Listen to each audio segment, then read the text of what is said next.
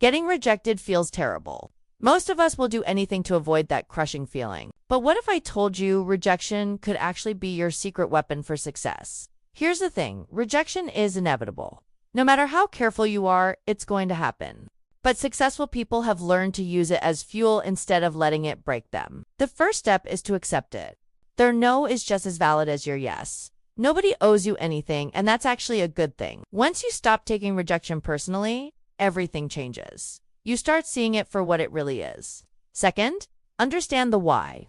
People reject based on their own fears, experiences, and perspective, not your worth. When someone says no to you, they're usually protecting themselves or staying in their comfort zone. It's about them, not you. Third, reflect on your expectations.